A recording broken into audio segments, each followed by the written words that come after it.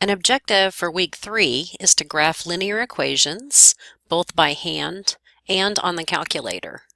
I'm selecting some examples from your MyLabs Plus homework so that you can see how to use the graphing tool in MyLabs Plus and also how to use the graphing calculator. If I would like to graph the line that has the slope 0 and the point 3,1, the first thing I'm going to do is click this to enlarge my graph. When I do that, I get a palette that allows me to graph a line. If I click the Line tool, and then I come over to my graph, I'm able to graph a point 3,1. What I want you to notice is that when I'm at 3,1, in the yellow bar above the graph to the far right, you'll see the point 3,1. So I know I'm not at 4,1, I know I'm not at 3,2, I'm able to click on that point. The second thing I need to realize is that if I have a slope of 0, there is no change in my slope when I move in the horizontal direction. In fact, a slope of 0 indicates I have a horizontal line. In that case, I can pick any other point on this horizontal line and click it. I can pick -3,1, -5,1. Either way, it will graph the line. I save that, and I check my answer.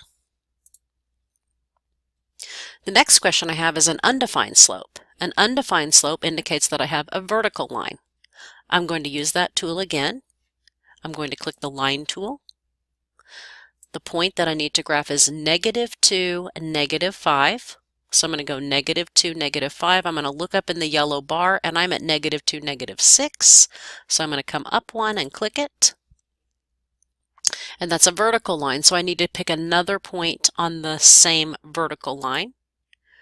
I can pick any point there and I click it. As long as I click on 2 points, I have created a line. I save that, I check my answer, and it looks great. The next one is to determine the slope and y-intercept of this equation. And I notice it's already written in slope-intercept form. And so I can type in the slope as 5/6, since that's where the m is in my y equals mx plus b. And I can type the y-intercept, which is 0. Remember, for the y-intercept, the x-coordinate is 0, and the y-coordinate is -2. It says type in ordered pair. That's how I knew to type in both the x-coordinate and the y-coordinate. So I'm going to enlarge my graph. Oops. Oh, I guess it's... Now I'm going to click to enlarge my graph. I'm going to click the Line tool.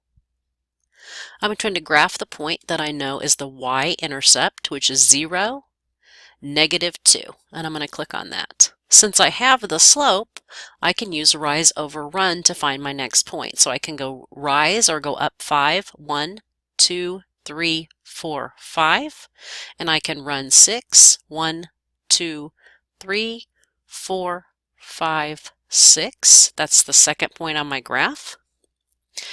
I'm going to save that. Actually, I'm going to leave that there, and I'm going to come over to the calculator and try to graph it. So if I click y equals